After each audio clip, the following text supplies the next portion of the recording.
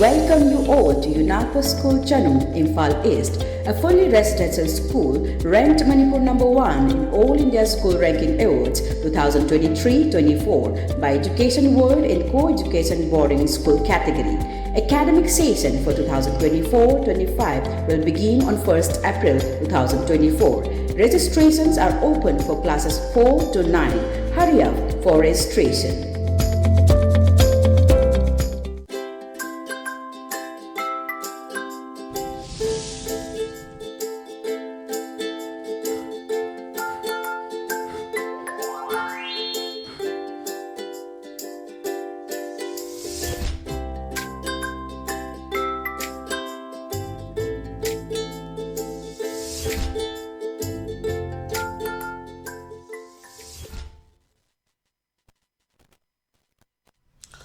Good afternoon, ELITETV ki test of cartoon ki mahau meng tabirishu Muhammad Taramu seri imru ngasi infala hunga pau se singi cartoon singda cartoon nisina kari haning niba kari phonong niba kari wakal khalang niba habadu ai miyam da sanonga thamjage anda lokat jage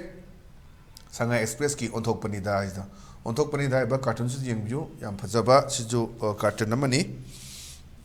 sida khoi ki naton tummaga koi ga chumaga khoi ki mayang manbagi Mawongni Taurisi Adida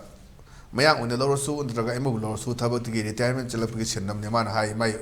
Huigalim in Avicida. Candidate Taurisi Zoni Pension funding Edidi Miam Naibu Sar Kobidana Ikai Kumnebi Hajuti Hanayang Trena Anna Misi Aduni Tabing Kantoringai Ipan Mapal Paring Edidi Migi Actani Aduna Ipan Paraktraba Sel Paraktraba the Matandadi Yamnadum Awa Ting Baduna Kanaga Maru Way the Magic and Pension Salakanda we Maru Weba Hinjang Pita Ba Greater Waduna Deda Huishinakume Magi Basan Tabani Zowling Edadi Afa was Hadana Pandit Sadana Mibu Mui can be there Hojiti Pichajo Paidre Jet Patasu Giar Pale I Nathan Nangi Maru Amata later Roy and Hamnoning Bani Adoni I pan putting it as you muk Pati and Haisi Uga Messias and Mapiba Cartoni, and Mukpa Mio in the labor, Missy Mio and Tata, but actually touring I did the hecta, Minai, Messan Meamalay, I did it at Tita and Amba, I should Meam Yauri, Emily Minister Marta, heck, what card of that token and I have Meam Yauri, what is Hanavada, others who told up with Yanka, Mia Moinadi, a Kaikum Naba, my respect over my Egypt people have seen, and Matautai, Light above Egera, in Akumbo, Egera Hoi, Magadama Pushida Magi, it's one of the Magdana, my lighter. Adu laira badi nangi papni aduga chada balita badudi nangi honna dabani kai ba tongan ton ba fum yam phong dong su lebi duna kitang mioi ba gi siraga loy punsi ni tongan ton ma chane bi matung ina si mai sing mon tere ka tayar ani ga loina chat ba kang bu chu yauni adi ko fin da chat bu chu yauni put manga gi put taruki mayam ne da hajile ba crore prati mayam le ba millionaire mayam le mayam si bada kaji pu ya ro duna hinge de ne duna mayam gi matieng pang ni khang de and Gamzaba Matang Torakana Mayam, Maduki Nungajaba Maham Masu, Matang Pamgin Nungajam, Maham Sumiam Limpang Manada, Man Huish the Hive and Huish the Hive Pudini. Basanda Niki no, Zowring Edadi, Misi Sitana, Paus Hadana, Pandit Sadan, Misi Mu in Tabidre. I did Pashadu Padre, Zapatazu Gyar Palena, Tam Zapa, which I shoot by a Zapatununa, Zapatazu Gyar Pale, I Natranangi Muru Amata Lera Royana, Pazana.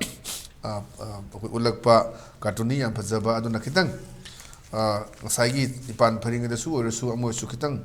Maybe Minung Si Yautana Yam Pazan Loina Kan Dependent Zalagan Sumiam Nazi respect the woman Amalay Adugata say director President Zakiwama Lag Pada Pure Novo Kobida Pam Tabida Bahita Sokupida Miamali Aduatopa the Rome Amadia Mushina Manistan Malak Pada Bevato the home Ama Labor Shavetana a chobo parama tamu haidana yam phajaba message biba cartooni na thamjage ani grangai minister sungai mla sungai laidiba khwaida mukuk tumai pothara ba managi seram dani yora matam dadi adum khoigi lenna mukhul changam dai da chummi haidana to mayam su yaw bune na kitang minung sigalone na thabak to ba tungi mirol gi dam khalaga thabak to ramba sina miyoi ba magi lichatni admani haidana khangana ba adum ba message biba khoigi cartoon na thamjage Matang the Larissana Kwe, Sana Lebaki, Loiredana, Haidani, Loiredis and Akui Marupanisi, Varisana, Amana, Ukil Loiba, Amana, Misamueva, Ada, Misamueva, Stamay, Ukilista Hangi. Itaw, di Ukilina, Kalam Basui, lamdam sibu lu leiribra leitribra na ada mai maru ukilis na kume tau singi lora tamgi lora karam bagino na yam pasawa ansane sizo koi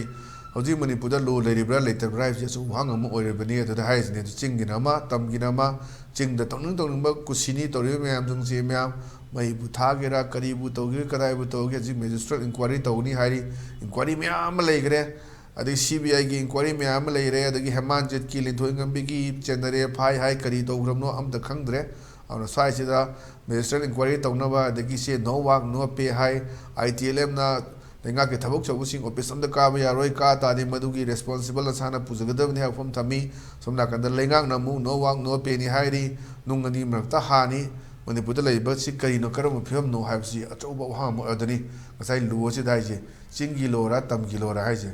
mara ma thokre adu ke ching ngai nai panar ge tam ngai nang panaro hai na ya pot hai gi ba suma me ama leiba sina ji Manipur ji karam phim de leige tha ani om si manung da di haji tha tara sang ke le economic crisis di achoba mo oega ni ji subam no bam leirak ta ba mayam ma de cha da badi ya da ba chen gi mamal haji ke ji lupa yang khai yogi ba mayam ma hana kuntra ni thoi piram baduna yang khai yokhalabani tilo gi maman alu gi maman kam teng hangalak ba masi khudong cha ba longna ba kangbu musu yaw ba lan nang da ba lan gi asoi nga nam da ba kangbu khara su khudong cha ba lobgi ana Manipur si tonung ma taw ba adna karam film da lege dagi ha film du gi achoba message ma pi bani adani hajik se khoi lu si bu lei bra ga mana chingi lora tamgi lora na hangai sia na phajaba wan thok lei ba atu ne na thamjage patang da leisina koi pongna phamgi balo he hai buduni balo he sida koi patai manau si wari sana bani adamai ni pisna hai mai na pada kari gino Manipur gi MP na kasi phawa lamdam sida lak trisena aduna wa hang ama lai MP lak tabi wahang ni adai da ngasai mapur yu kume hai mi sida irang kalli irang phati aduna lak tabu ai ni na yam phasa wahang ni me am haji leiba MP gi suji la kanda koi MP election su nakhelak panani ana wahang praja sinda pena da bakhar lerbra adu Manipur gi MP singe ma pa da lei Manipur mai sa aga na mana ato wahang ba khalak pune du bu sai do ni hai mi sida irang kalli irang phati hai duna laktabu edani na adege toan ba lan marak sida leitaba mayam ama Bangalore da Hyderabad da Mumbai da Delhi da leiba flat singda leinaba chanaba mayam su yawe adege na khum kra khum cha singdi bhai lan jaw si hai kana ba ai Delhi da matam khara leiruge na chakhiba kambu yawge wafam su toan ba wari mayam tai yam nungai ba Manipur ni aduna Manipur gi susi matang ta khara to honingi haibaduni ana Manipur gi MP se mapal lei do kaino nang sai cartoonist na khara pelak ta bai tare bai wakhalun da lakpa praja sina phongdo pudu sidai da uthokpani sida message pi bani na thamjage mathang da leisna hoyelan paugi as loire etuni ada Manipur gi susi warak pai kamai film da lakadage ji sibu lakadai haibagi mana sida imagination am tawne kamai doge da sai angau budi na te pot puraga chapa mini adena mana khale hai sob sabul loi khrmane jagum khik da charu gena so mela as de koi khang inoi so mela da koi mangali myam si nong no to bu so myam si de koi khara lem da ga di loi na cha thok bu ga si koi lem na da as loi cha thok ine ga ha be khana ba nong na ba ga yaw ba to na sina lai gi khai ni ga na sina khang na ba myam yaw du ne na so mela da mangali myam si roi bi da mangali bani khara lem da hawai thong bu oiro maroi thong bu oiro kari bu oiro myam si ekta dum lemon ba mangan ba yaw ya da film je la kana sai thabak su ru ga wa na hala kana man moi usom loi grama ne he ai chagum cha arem do khar charo gi sineba angau bom lerem mani manak tu da so changum manak tu da hai nang cha ba yaroi angau bai na cha do re na sida munarak pagi wafam duni tori se chabum thum chaningai thangai lek ta ba subum nombum lek ta ba haji lereba situation da duna economy si phachana breakdown tawra bani aduna sigi film sida kamai la ka da gi sibu lak pa ya bra ka hai nang sai gi cartoonist na magi imagination ama tawai tere kuna 21st century ga tawudo loina koi mete macha single si je kuli oi da na pa de train chang pa kari to myam ge togiba film da ya phana utkiba adu film du ne duna tangai thangai lecture ba hajik train la kan da di loi paisala ga do ni side da te ko nam pa ra ga dum lak tu ni sida bhagwan ke liye kuch de baba na sa ka do myam su lai rabani katura ma pa ra ga duna dum koina adama panda railway station da u myam du to ringa hainga su leite another film ni aduna sumbagi film ju lak pa ya da ngasagi saksi chaningai lekta na usop mela gi si da munnabagi angau buga he thabuk subu kangbu ꯁꯨꯔꯨꯔꯒ ꯆꯥꯅꯤꯡꯉꯥꯏ ꯂꯩꯇꯕ ꯀꯥꯡꯕꯨꯗꯨꯒ ꯃꯨꯟꯅꯕꯒꯤ ꯑꯆꯧꯕ ꯑꯃ ꯂꯥꯛꯀꯗ꯭ꯔꯥ ꯍꯥꯏꯕꯒꯤ ꯑꯗꯨꯝꯕ message ꯑꯃ ꯄꯤꯕ ꯀꯥꯔꯇꯨꯟꯅꯤ ꯍꯥꯏꯗꯨꯅ ꯑꯩ ꯊꯝꯖꯒꯦ ꯃꯊꯪꯗ ꯂꯩꯔꯤꯁꯤꯅ ꯑꯩꯈꯣꯏ ꯏꯆꯦꯜ ꯑꯦꯛꯁꯄ꯭ꯔꯦꯁꯀꯤ ꯅꯩꯔꯦ ꯍꯥꯏꯕꯗꯨꯅꯤ ꯑꯩꯈꯣꯏ ꯏꯆꯦꯜ ꯑꯦꯛꯁꯄ꯭ꯔꯦꯁꯀꯤꯁꯦ ꯑꯩꯈꯣꯏꯒꯤ ꯄꯨꯂꯤꯁꯀꯤ ꯀꯔꯤꯒꯤ ꯃꯌꯥꯝꯒꯤ ꯑꯩꯈꯣꯏ ꯊꯥꯒꯤ ꯇꯣꯂꯣꯞ ꯄꯤꯗꯕꯁꯦ ꯌꯥꯝ ꯀꯟꯅ ꯑꯗꯨꯝ ꯅꯩꯅꯔ ꯂꯥꯛꯑꯦ ꯃꯃꯥꯡꯗꯩꯁꯨ ꯑꯗꯨꯝ ꯇꯧꯋꯦ ꯑꯗꯨꯅ ꯑꯩꯈꯣꯏꯒꯤ ꯄꯨꯂꯤꯁ ꯗꯤꯄꯥꯔꯠꯃꯦꯟꯇ ꯈꯔ ꯅꯛꯅꯕ ꯀꯥꯔꯇꯨꯟꯅꯤꯁ ꯑꯣꯏꯖꯥꯠꯂꯥ ꯑꯗꯨ ꯈꯪꯒꯅꯤ ꯁꯣꯏꯗꯅ ꯑꯩꯈꯣꯏ ꯀꯧꯔꯒ ꯋꯥꯔꯤ ꯁꯥꯟꯅꯖꯔꯒꯦ ꯃꯌꯥꯝꯅ ꯌꯦꯡꯕꯅꯤꯅ ꯑꯗ ꯃꯥꯅ ꯄꯨꯂꯤꯁ ꯀꯥꯡꯕꯨ ꯋꯥꯔꯤ ꯁꯥꯟꯅꯕꯅꯤ 12 ꯃꯟꯁꯤꯁꯨ ꯊꯥ 12 13ꯅ ꯁꯥꯔꯕ꯭ꯔꯥ ꯀꯩꯅꯣ ꯑꯩꯈꯣꯏ ꯄꯨꯂꯤꯁꯀꯤꯗꯤ ꯊꯥ 12 ꯇꯣꯂꯣꯞꯅꯤ ꯄꯤꯔꯤꯁꯦ ꯑꯗ ꯊꯥ 13ꯁꯤꯁꯨ ꯊꯥ 13ꯁꯤ 13ꯅ ꯁꯥꯔꯕ꯭ꯔꯥ ꯀꯩꯅꯣ BJPꯅ ꯍꯦꯛ ꯄꯥꯏꯈꯤꯕꯗꯒꯤ ꯀꯔꯤꯝꯇ ꯀꯥꯟꯅꯗ꯭ꯔꯦ ꯇꯧꯔꯤꯁꯦꯅ ꯄꯨꯂꯤꯁ ꯑꯣꯐꯤꯁꯥꯔ ꯃꯁꯦꯟꯁꯤꯅ ꯋꯥꯔꯤ ꯁꯥꯟꯅꯕꯅꯤ ꯑꯗ ꯃꯥꯒꯤ ꯃꯈꯥ ꯇꯥꯕ ꯄꯨꯂꯤꯁ ꯑꯣꯐꯤꯁꯥꯔꯁꯤꯅ ꯈꯨꯝꯃꯛꯄꯅꯤ ꯊꯥ ꯑꯃꯗ ꯅꯨꯃꯤꯠ 14 15ꯗꯪ ꯇꯧꯕ ꯑꯣꯐꯤꯁ ꯃꯊꯧ ꯇꯧꯗꯕ ꯑꯩꯈꯣꯏꯒꯤ 14 ꯑꯣꯐꯤꯁ ꯃꯊꯧ ꯇꯧꯕ ꯀꯃꯥꯟꯗꯣꯁꯤꯡꯒꯤꯗꯤ CDOꯁꯤꯡꯒꯤꯗꯤ ꯍꯥꯞꯅꯕ ꯈꯟꯅꯈ꯭ꯔꯦꯅ ꯌꯥꯝ ꯐꯖꯕ ꯁꯤꯗꯩꯗ ꯑꯃꯨꯛ ꯃꯁꯤ ꯀꯩ ꯍꯥꯏꯇꯥꯔꯦ ꯗꯤꯚꯥꯏꯠ ꯇꯧꯅꯕ ꯗꯤꯚꯤꯖꯟ ꯇꯧꯅꯕꯗꯤ ꯑꯣꯏꯔꯝꯗꯕ ꯌꯥꯏ ꯑꯗꯨꯕꯨ ꯉꯥꯒꯤ ꯐꯦꯚꯣꯔꯇꯤꯖꯝ ꯈꯔ ꯅꯦꯄꯣꯇꯤꯖꯝ ꯈꯔ ꯂꯩꯕꯒꯤ ꯃꯃꯤꯗꯤ ꯑꯗꯨꯝ ꯇꯥꯏ ꯑꯗꯨꯅ ꯁꯤꯗ ꯀꯃꯥꯟꯗꯣ ꯀꯥꯡꯕꯨꯒꯤꯗꯤ ꯍꯥꯞꯈ꯭ꯔꯦ ꯃꯣꯏ ꯅꯨꯃꯤꯠ 13 15 ꯁꯨꯗꯦ ꯑꯗꯨ ꯀꯃꯥꯟꯗꯣ ꯀꯥꯡꯕꯨꯁꯨ ꯑꯗꯨꯝ ꯋꯥꯔꯧꯕꯁꯨ ꯌꯥꯏ ꯑꯗꯨꯅ ꯁꯤꯗꯩꯗ ꯈꯤꯇꯪ ꯑꯗꯨꯒꯤ ꯈꯦꯠꯅꯕꯗꯤ ꯑꯗꯨꯝ ꯎꯔꯅꯤ ꯑꯗꯨꯅ ꯃꯣꯏ 13 15 ꯁꯨꯏ ꯑꯗꯣ ꯃꯣꯏꯒꯤꯗꯤ ꯍꯥꯞꯅꯕ ꯈꯟꯅꯈ꯭ꯔꯦ ꯑꯗꯣ ꯑꯩꯈꯣꯏꯒꯤ ꯐꯖꯅ ꯊꯕꯛ ꯇꯧꯔꯤꯕ ꯃꯌꯥꯝꯒꯤ ꯂꯣ ꯑꯦꯟ ꯑꯣꯔꯗꯔꯒꯤ ꯀꯔꯤꯒꯤ ꯇꯧꯔꯤꯕ ꯃꯌꯥꯝꯁꯤꯗꯗꯤ ꯍꯥꯞꯄꯤꯗꯦ ꯀꯩꯝ ꯇꯧꯗ꯭ꯔꯦ BJP ꯂꯩꯉꯥꯛꯁꯤꯅ BJP ꯂꯩꯉꯥꯛꯇ ꯈꯔ ꯋꯥꯔꯧꯕ ꯀꯥꯔꯇꯨꯅꯤꯁꯤꯅ ꯈꯔ ꯋꯥꯔꯧꯕ ꯍꯥꯏꯇꯥꯔꯦ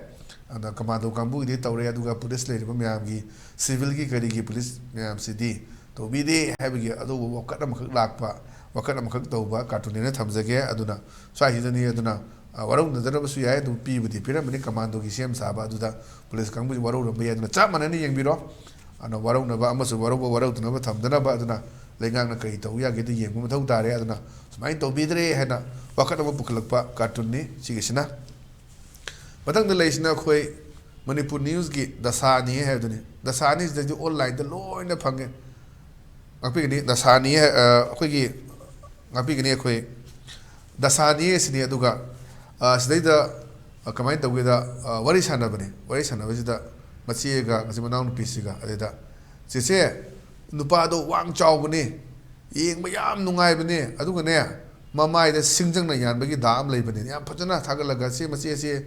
ꯈꯪꯅꯕ ꯑꯣꯏꯕ ꯌꯥꯏ ꯑꯗꯨꯒ ꯈꯪꯅꯒꯦ ꯅꯠꯇ꯭ꯔꯒ ꯍꯥꯏꯅ ꯁꯤꯡꯅꯕ ꯑꯣꯏꯕ ꯌꯥꯏ ꯑꯗꯨꯗꯨꯗ ꯃꯥꯅ ꯍꯥꯏꯔꯤ ꯆꯦꯆꯦ ꯅꯨꯄꯥꯗꯣ ꯋꯥꯡ ꯆꯥꯎꯕꯅꯤ ꯌꯦꯡꯕꯗ ꯅꯨꯡꯉꯥꯏꯕꯅꯤ ꯑꯗꯨꯒꯅꯦ ꯃꯃꯥꯏꯗ ꯁꯤꯡꯖꯪꯅ ꯌꯥꯟꯕꯒꯤ ꯗꯥꯛ ꯑꯃ ꯂꯩꯕꯅꯤ ꯑꯗꯨꯗꯤ ꯐꯖꯔꯝꯃꯅꯤ ꯁꯤꯡꯖꯪꯅ ꯌꯥꯝ ꯐꯖꯕꯅꯤ ꯋꯥꯡ ꯆꯥꯎꯕꯅꯤ ꯍꯥꯏꯔꯒ ꯁꯤꯡꯖꯪꯅ ꯌꯥꯟꯕꯗꯨꯒꯤ ꯐꯤꯂꯝꯗꯨꯅꯤ ꯑꯗꯨꯅ ꯁꯨꯝꯕꯒꯤ ꯐꯤꯂꯝꯗꯨꯅꯤ ꯃꯊꯪꯗ ꯂꯩꯔꯤꯁꯤꯅ ꯑꯩꯈꯣꯏ ꯅꯥꯔꯣꯟ ꯊꯧꯗꯥꯝꯒꯤ ꯍꯋꯥꯗꯣ ꯂꯩꯔꯥꯡꯗꯣ ꯍꯥꯏꯗꯨꯅꯤ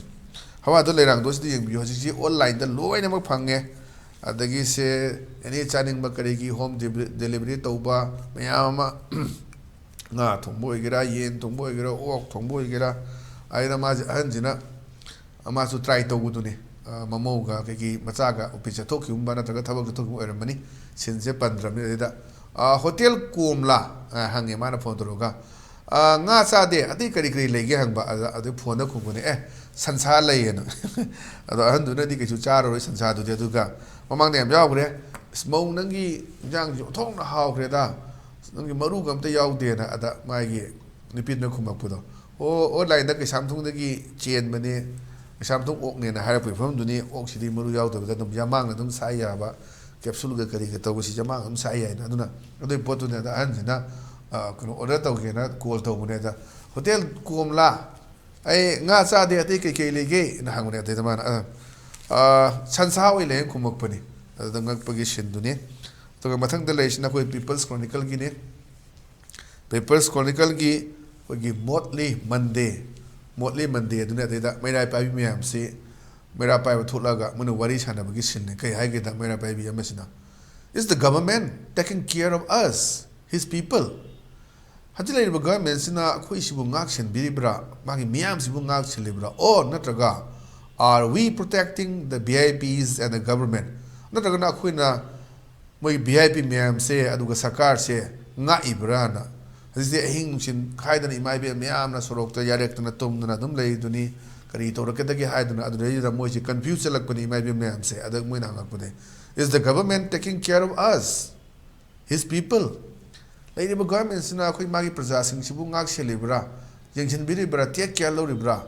ꯃꯥꯒꯤ ꯄꯤꯄꯜꯁꯤꯡꯁꯦ ꯇꯦꯛ ꯀꯦꯌꯔ ꯇꯧꯕ ꯑꯣ ꯅꯠꯇ꯭ꯔꯒ are we ꯑꯩꯈꯣꯏꯅ ꯑꯣꯏꯅ protecting the VIPs and the government VIP ꯁꯤꯡꯁꯦ ꯑꯃꯗꯤ government ꯁꯦ ꯉꯥꯛ ꯁꯤꯜꯂꯤꯕ꯭ꯔꯥꯅ ꯃꯣꯏꯁꯦ ꯍꯪꯅꯔꯒ ꯋꯥꯔꯤ ꯁꯥꯟꯅꯕꯒꯤ ꯁꯤꯜꯅꯤ ꯃꯣꯏꯗ ꯀꯟꯐ꯭ꯌꯨꯁ ꯂꯥꯛꯄꯗꯣ ꯌꯥꯝꯅ ꯐꯖꯕ ꯁꯤꯁꯨ ꯋꯥꯍꯟꯊꯣꯛ ꯂꯩꯕ ꯍꯧꯖꯤꯛꯀꯤ ꯁꯣꯁꯥꯏꯇꯤꯒꯤ ꯂꯩꯔꯤꯕ ꯁꯤ ꯑꯆꯧꯕ ꯃꯃꯤ ꯑꯃ ꯇꯥꯕ ꯑꯗꯨꯝꯕ ꯀꯥꯔꯇꯨꯟꯅꯤ ꯍꯥꯏꯅ ꯊꯝꯖꯒꯦ ꯑꯗꯨꯅ ꯉꯁꯤꯒꯤꯗꯤ ꯑꯗꯨꯒꯨꯝꯕ ELITE TVꯒꯤ ꯇꯦꯁ ꯑꯣꯐ ꯀꯥꯔꯇꯨꯟꯒꯤ ꯃꯍꯥꯎ ꯃꯇꯥꯡ ꯑꯁ꯭ꯋꯥꯏꯗ ꯂꯣꯏꯁꯤꯟꯖꯔꯦ ꯃꯤꯠꯌꯦꯡ ꯇꯥꯕꯤꯔꯤꯕꯁꯤꯡꯕꯨ ꯑꯃꯨꯛ ꯀꯟꯅ ꯈꯨꯔꯨꯝꯖꯕꯒ ꯂꯣꯏꯅꯅ ꯀꯥꯏꯅꯅꯕ ꯊꯦꯡꯅꯖꯔꯤ ꯄꯤꯅꯕꯤꯔꯁꯤ